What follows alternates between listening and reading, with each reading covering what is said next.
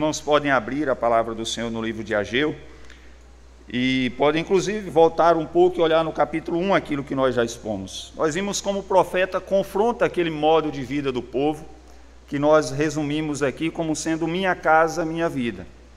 Vimos a desculpa terrível apresentada pelo povo, pois eles culpavam a própria providência de Deus, dizendo, olha, ainda não é o tempo de reedificar o templo. Ainda não é o tempo da gente trabalhar na casa do Senhor. E este pecado era terrível, pois enquanto eles diziam que não tinham tempo e que não era o tempo de edificar a casa do Senhor, eles cuidavam muito bem, estavam focados, empenhados em cuidarem das suas próprias casas, buscando para si casas apaineladas, como nós vimos.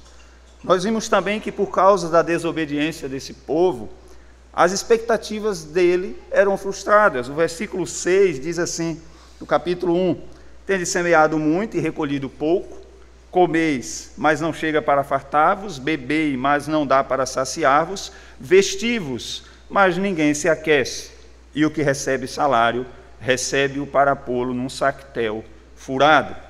O verso de número 9 continua dizendo, esperastes o muito, e eis que veio a ser pouco. E esse pouco, quando trouxeste para casa, eu com um assopro dissipei.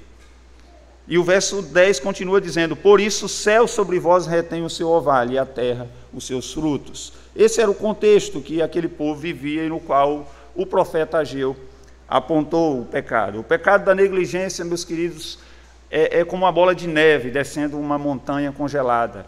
Ela vai crescendo e junto à negligência do povo acumulou-se também a falta de fé, o descontentamento e muitos outros pecados que estavam arruinando aquele povo que já havia passado por um período de exílio, um longo período de sofrimento, e eles agora retornam à terra, experimentam a justiça de Deus por causa da negligência deles. E o profeta Ageu se levanta então e ele mostra a conexão entre aquilo que estava acontecendo com a nação, esse descontentamento, essa falta de recursos e todo esse sentimento do povo de que tudo que eles faziam era como colocar-se num saco furado, nada era retido. Então Ageu levanta-se e mostra a conexão que existe entre toda essa situação, o pecado do povo e a negligência no trabalho da reconstrução do templo. O povo estava enfrentando todas essas adversidades, porque, como nós pudemos compreender na exposição, quando Deus não é prioridade, quando o reino de Deus e a sua justiça não são buscados em primeiro lugar, as demais coisas certamente não nos serão acrescentadas, em especial ao povo de Deus, o povo da aliança, o povo a quem Deus ama. O povo vivia descontente justamente por isso, porque só há contentamento verdadeiro, só há alegria verdadeira, esperança verdadeira em Cristo e em Deus, que é o nosso Senhor. Por isso, meus queridos, nós continuaremos a exposição nessa manhã, e eu quero que você atentamente acompanhe a leitura no livro do profeta Ageu, capítulo 1, nós prosseguiremos a partir do versículo de número 12, indo até o versículo 15.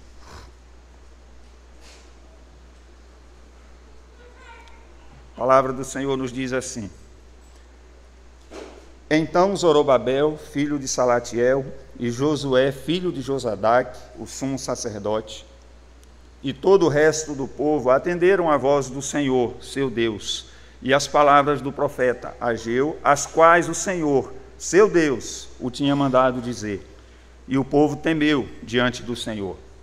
Então Ageu, o enviado do Senhor, falou ao povo segundo a mensagem do Senhor, dizendo, eu sou convosco, diz o Senhor. O Senhor despertou o espírito de Zorobabel, filho de Salatiel, governador de Judá, e o espírito de Josué, filho de Josadaque, o sumo sacerdote, e o espírito do resto de todo o povo. Eles vieram e se puseram ao trabalho na casa do Senhor dos Exércitos, seu Deus, ao 24º dia do 6º mês. Vamos orar? Pai bendito, nós te bendizemos, te louvamos, porque este é o dia do Senhor. Dia precioso, dia reservado a Deus, entre os 7 da semana, para que o teu povo se achegue à tua casa e sirva ao Senhor, adore ao Senhor, e dessa forma, ó Deus, proclame ao mundo através da tua palavra, através dos louvores aqui entoados, que não há outro Deus além de ti, que o Senhor é o único Deus verdadeiro, digno da nossa adoração, digno do nosso louvor, digno do nosso culto, ó Deus. E o Senhor é a quem nós devemos servir, com todo o nosso coração, com todo o nosso entendimento, com toda a nossa força e com toda a nossa alma.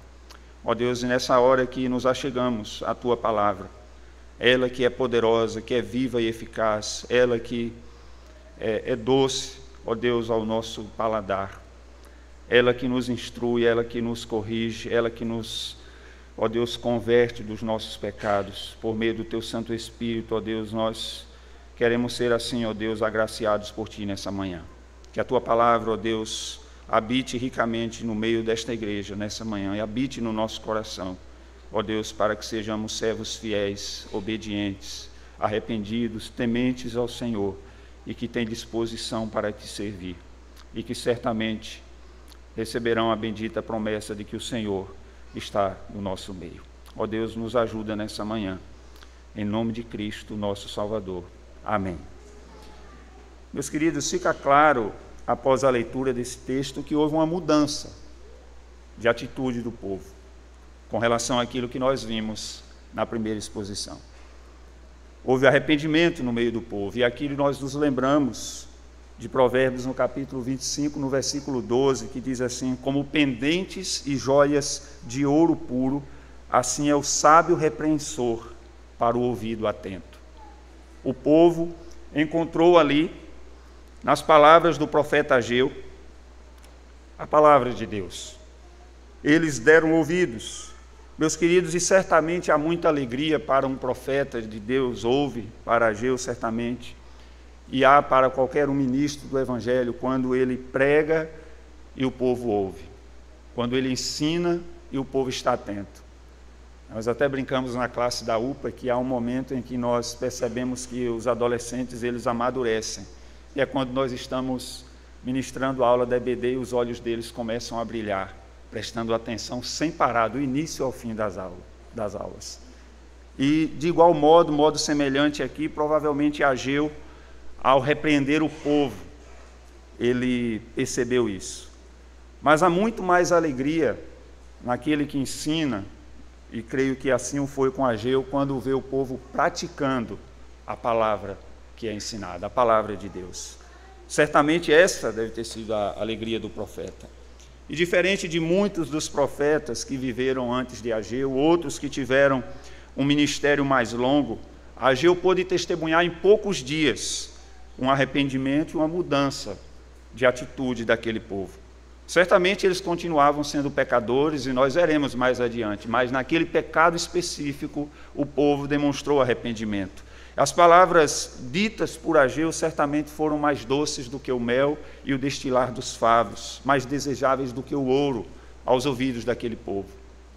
Pois eles estavam debaixo de sofrimento, debaixo de angústia, e não haviam feito a devida conexão entre aquilo e o pecado que estavam cometendo. Então levanta-se o profeta Ageu e fala a verdade, a palavra de Deus. Por isso, nessa caminhada hoje, entre aqueles que atendem ao chamado, temem e servem a Deus, nós veremos de forma prática 3 atitudes do povo e uma promessa que é feita por Deus para este povo. E antes de trabalharmos a primeira atitude aqui, nós já observamos que, assim como o início da outra profecia dita por Ageu, nós vemos aqui também uma referência a Zorobabel, filho de Salatiel, e Josué, filho de Josadaque. E as crianças devem estar lembradas, que eu disse na primeira exposição, que em todas elas vocês anotariam uma palavra-chave, e ela é Zorobabel. Então, em cada uma das exposições, vocês devem anotar. Então, esta é a primeira palavra que vocês podem anotar, viu, crianças? Zorobabel. Eu creio que é fácil de anotar, vocês já aprenderam. E de início nós vemos que a palavra de Deus ela é endereçada aos líderes.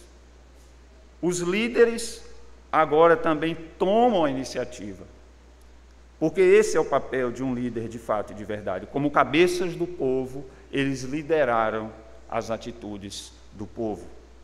E a primeira atitude que nós veremos aqui é atender. O povo atendeu ao profeta Ageu, atendeu ao que o Senhor havia dito por meio dele. E aí as crianças que já anotaram Zorobabel, tem outra palavrinha pequena para anotar, que é arrependimento. Segunda palavra que vocês vão anotar, tá bom, crianças? Então, meus irmãos, depois de terem sido duramente confrontados por Deus, Zorobabel e Josué, agora eles, juntamente com todo o resto do povo, a Escritura nos diz isso aí. O verso 12 diz: então Zorobabel, filho de Salatiel, e Josué, filho de Josadaque, o sumo sacerdote e todo o resto do povo atenderam à voz do Senhor seu Deus e às palavras do profeta Ageu, as quais o Senhor seu Deus o tinha mandado dizer. O povo foi chamado, como nós vimos na outra exposição, a considerar o passado deles. Considerai o vosso passado, dizia Ageu. E o povo atendeu a esta chamada, e eles consideraram, eles meditaram na palavra do Senhor dita por meio do profeta Ageu, e todo esse processo também aponta para o cumprimento de outras promessas, outras profecias bíblicas ditas pelos profetas pré-exílicos. Vejamos que essa resposta do povo aqui contrasta com a resposta que é dada a muitos outros profetas, que sequer eram considerados como profetas. Alguns foram maltratados e mortos pelo próprio povo de Deus, pelo próprio povo de Israel, que em rebeldia não aceitava a vontade do Senhor, a palavra do Senhor, e porque não aceitavam o Senhor, não aceitavam o mensageiro e também não aceitavam a palavra do Senhor. Mas nós vemos aqui que não há questionamentos. O presbítero Filipe começou a fazer a exposição de Malaquias e nós temos aquele diálogo. Em que pecamos, Senhor, contra você? No que nós te roubamos?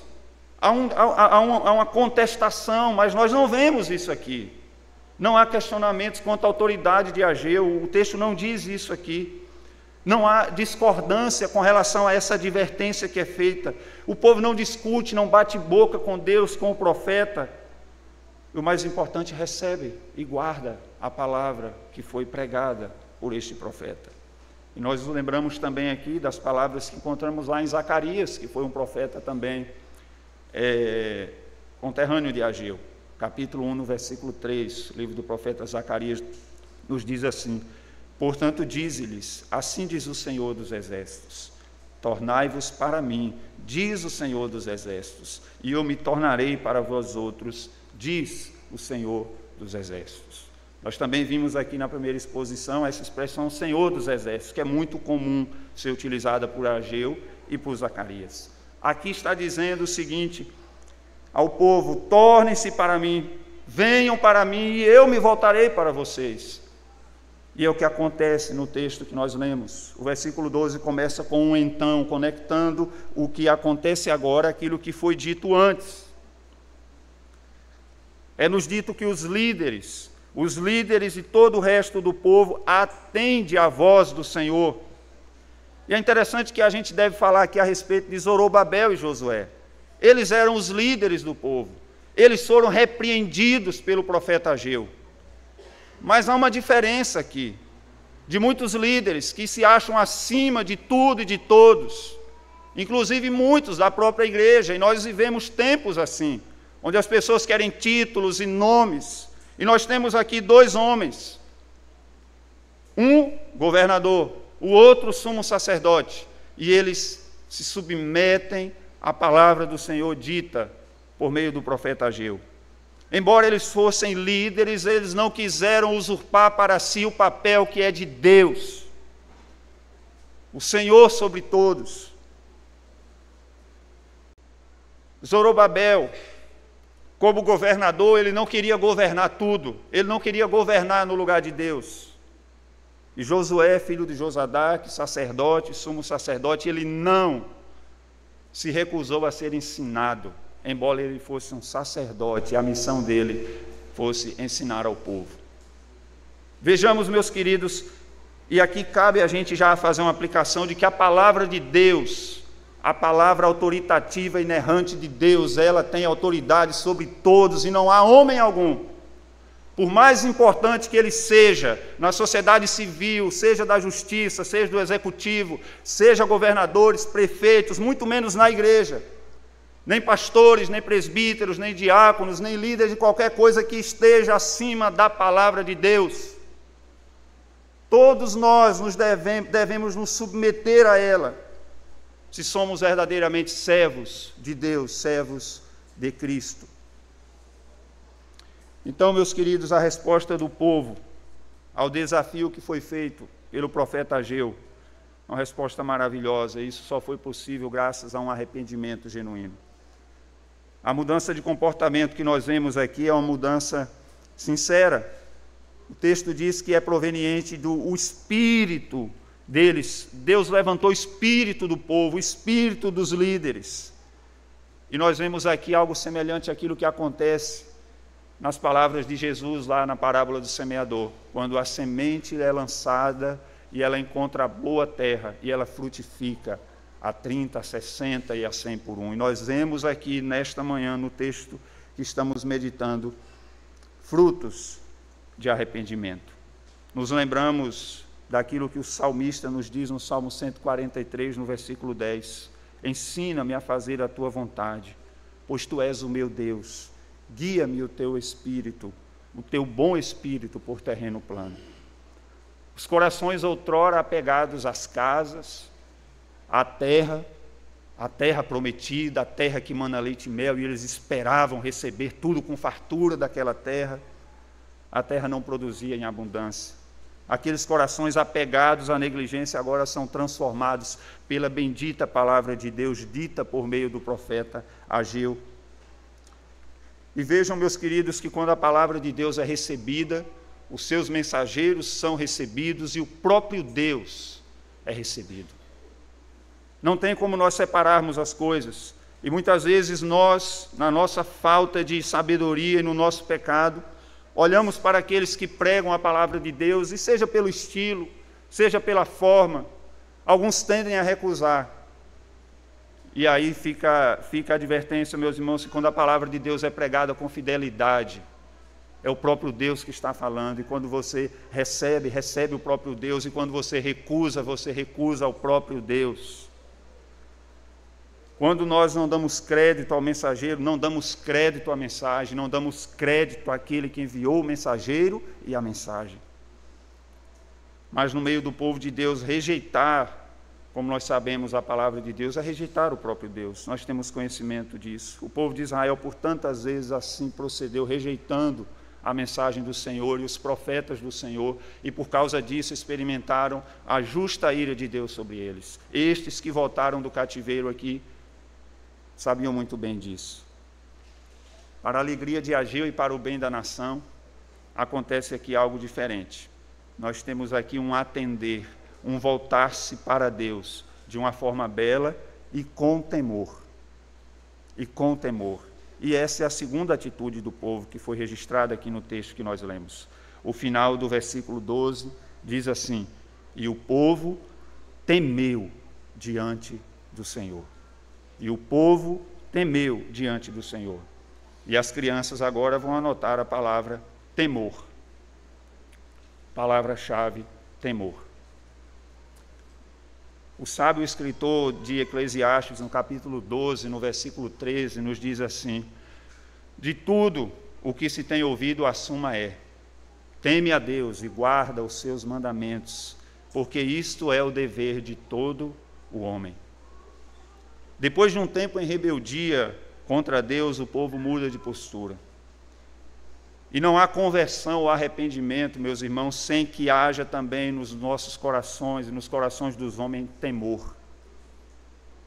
Quando nós conhecemos o nosso pecado, e nós conhecemos quem Deus é, o Deus justo, o Deus que faz justiça, o Deus que conhece as mentes e os corações, o povo poderia até estar camuflando bem, dizendo: olha, ainda não chegou o tempo, a gente está aqui com as nossas casas precisando ser reconstruídas, a terra não está produzindo, a gente não tem condições de trabalhar, não posso por isso, não posso por aquilo, mas Deus conhece os corações e isso deve causar temor, tremer diante de Deus. Pois aquilo que nós escondemos dos filhos, dos pais, dos irmãos, do cônjuge, Deus sabe. O pecado que você comete, os seus pensamentos, Deus conhece todos eles. E o povo de Israel aqui soube disso. Chegou ao conhecimento deles, o profeta Ageu disse: olhe, façam a conexão. E vejam que o coração de vocês está negligente contra Deus. E o povo temeu diante do Senhor, porque ele se apresenta como o Senhor dos exércitos. O Senhor dos exércitos, o Todo-Poderoso, o juiz de toda a terra.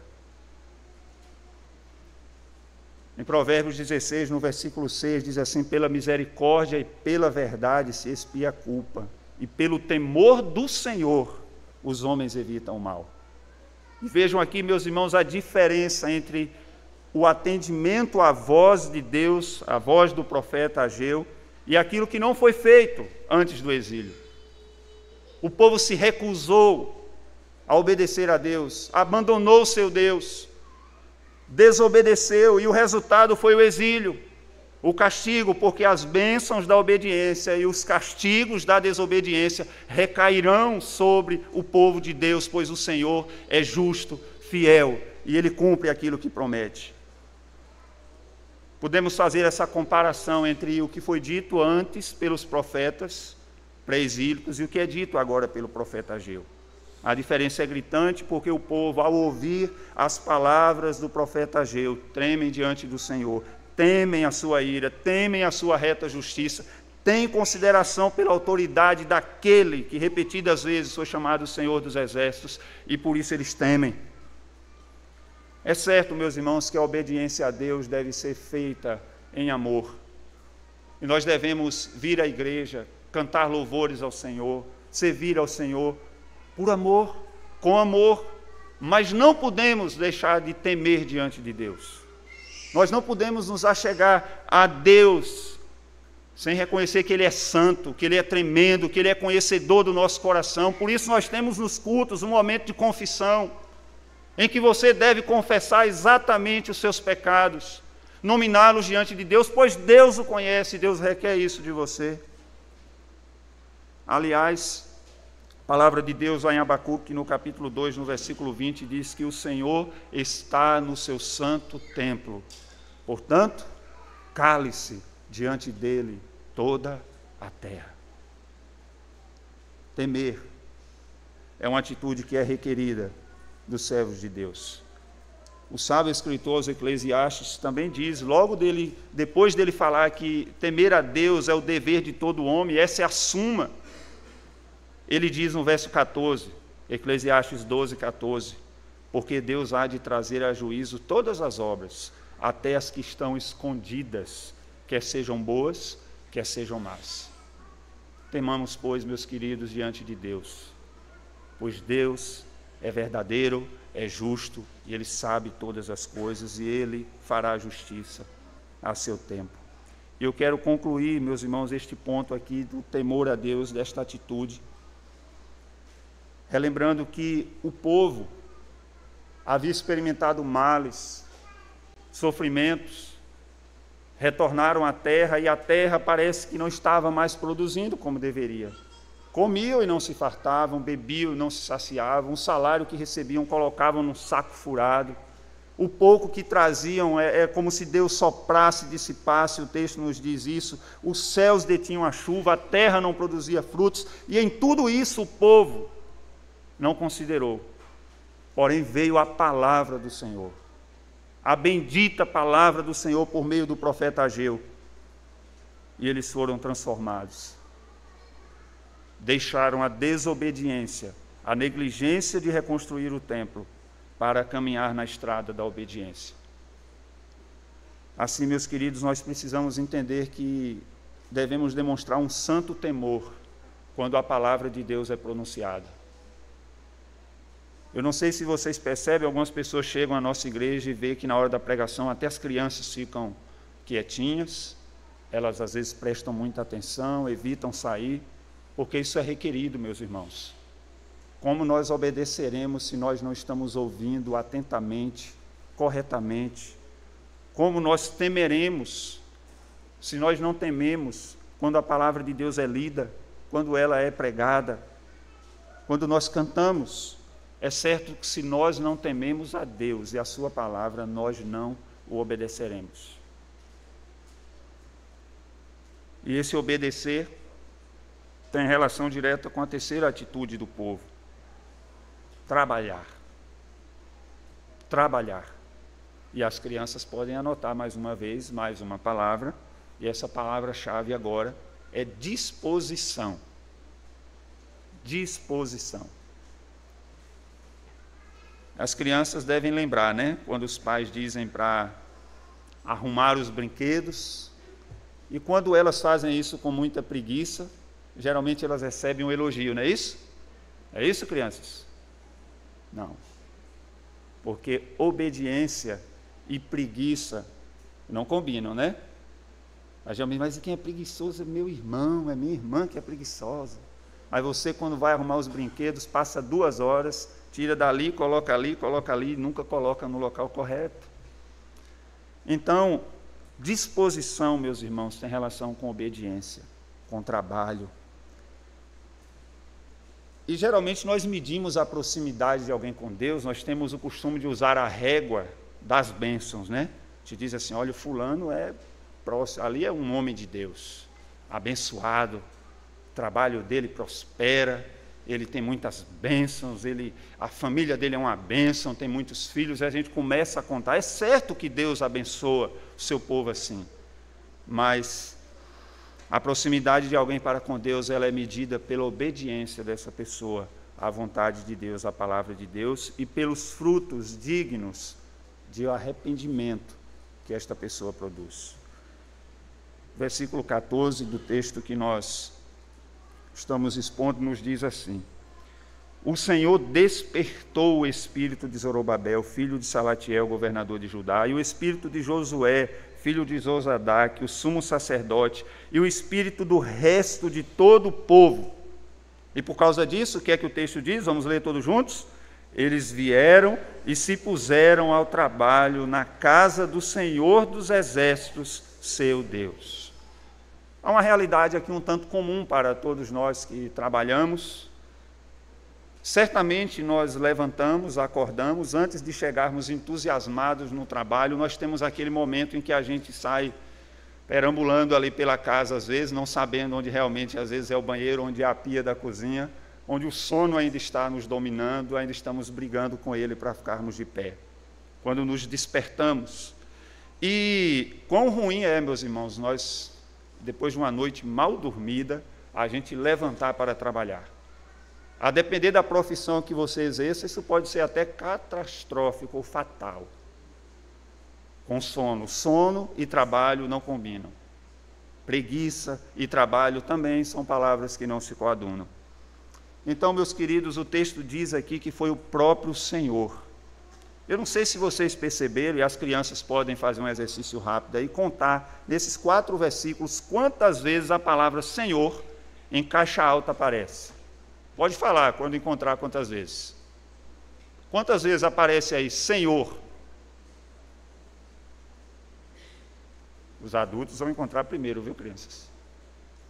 Quantas vezes? 8 vezes. Note que em 4 versículos, o nome Yahvé, o Deus da aliança, aparece 8 vezes. Guardem isso, meus queridos. É o próprio Senhor quem está por detrás de tudo isso que está acontecendo com o povo. É o Espírito do próprio Deus quem desperta o povo, quem abre-lhes os olhos, os agita, os acorda e os conduz a um estado de entusiasmo, de triunfo e de trabalho na sua obra. Essa disposição do povo contrasta com aquele estado anterior, quando eles culpavam a própria providência divina e diziam: ainda não é o tempo de trabalhar e reconstruir o templo. A palavra de Deus, meus queridos, ela cumpre bem o seu propósito, quando, por sua graça, ela levanta o nosso espírito de um estado de sono, de preguiça espiritual, para que cumpramos aquilo que ela requer de nós. No dia em que a palavra de Deus é ouvida, ela é crida, ela é recebida com fé. Quando nós tememos esta palavra, os homens, todos nós deixamos as nossas vidas mesquinhas e tolas e passamos a viver como homens sábios para a glória de Deus. compreendemos que o temor do Senhor é o princípio da sabedoria. E o salmista descreve bem no Salmo 111, versículo 9 e 10, isso, e diz: enviou ao seu povo a redenção, estabeleceu para sempre a sua aliança, santo e tremendo é o seu nome. O temor do Senhor é o princípio da sabedoria, revelam prudência todos os que o praticam, o seu louvor permanece para sempre. É assim, meus queridos, que nós devemos nos portar. Há então, meus irmãos, uma união inseparável entre temer a Deus e se dispor para fazer a sua vontade. O povo veio, eles vieram, diz a palavra do Senhor, e se puseram no trabalho na casa do Senhor dos Exércitos, o seu Deus. É uma disposição imediata para executar o serviço que nos é requerido. E quantas vezes nós ouvimos a palavra do Senhor, nós somos convencidos daquilo que devemos fazer, e nós vamos empurrando com a barriga: eu devo fazer isso, eu devo fazer... e nós não fazemos. Nós não fazemos. A gente adia isso, e meus irmãos, o quão ruim isto é. Porque quanto mais tempo nós perdemos, menos tempo nós temos. O escritor Eclesiastes também diz: lembra-te do teu Criador nos dias da tua mocidade, para que não venham os anos maus e os dias nos quais dirás: não tenho neles contentamento, não tenho neles prazer. É preciso remir o tempo, porque quanto mais tempo nós perdemos na loucura da desobediência, mais rápida e mais pronta deve ser a nossa resposta em obediência a Deus.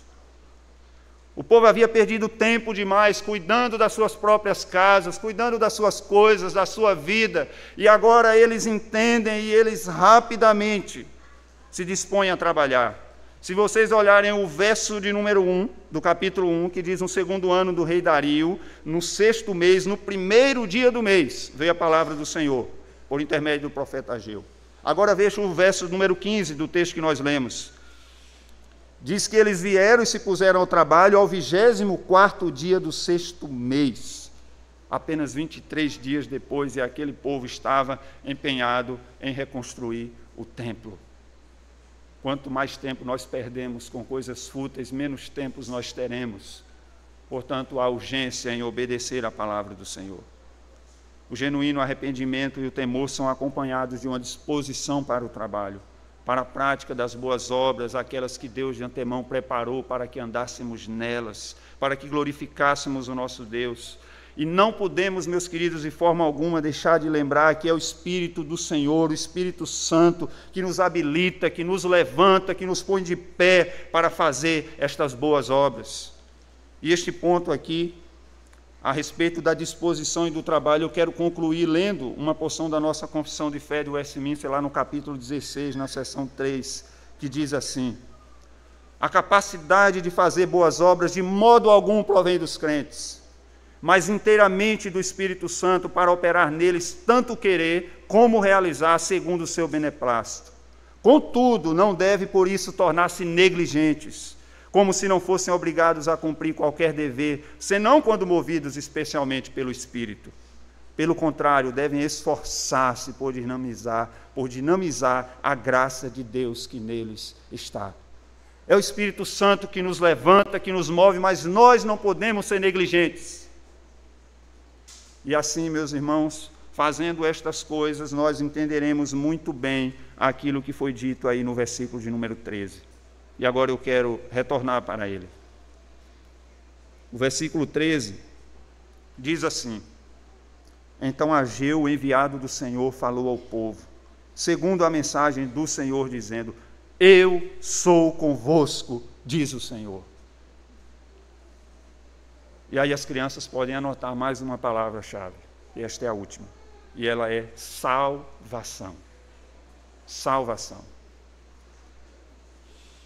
Depois que o povo atende ao chamado do Senhor e teme diante dele, o profeta Ageu proclama isto. O final do versículo número 12 diz que o povo temeu diante do Senhor, e então o profeta Ageu diz: eu sou convosco, diz o Senhor.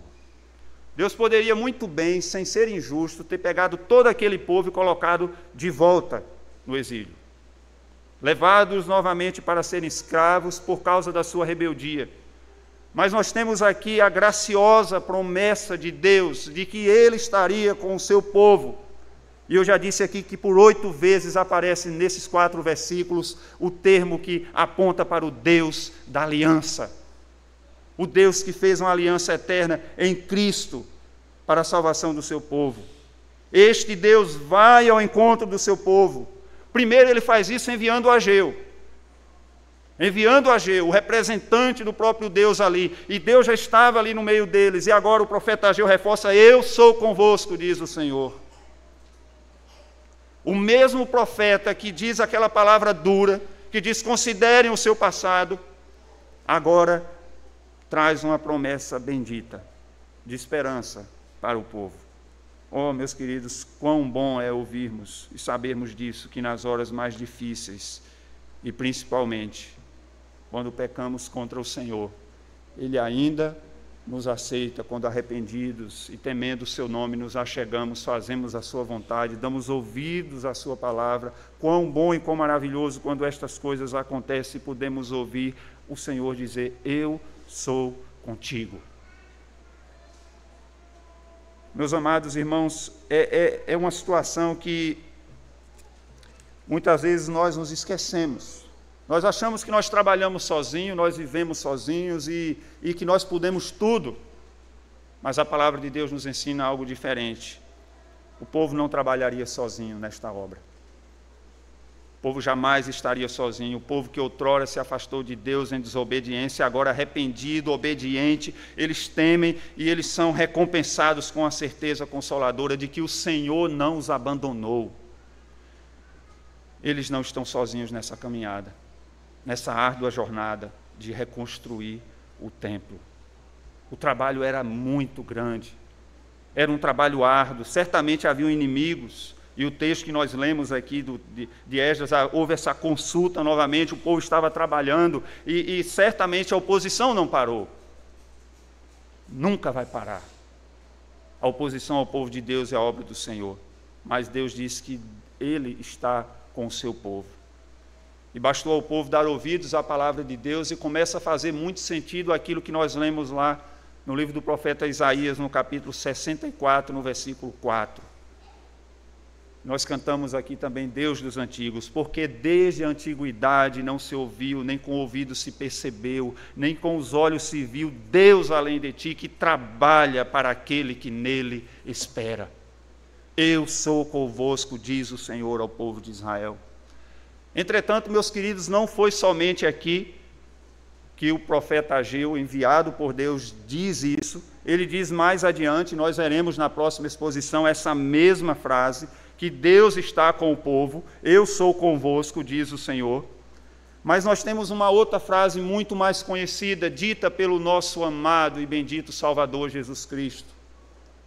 Quando ele está ali designando e ordenando a sua igreja que faça a sua vontade, ele também diz: e eis que estou convosco todos os dias até a consumação do século.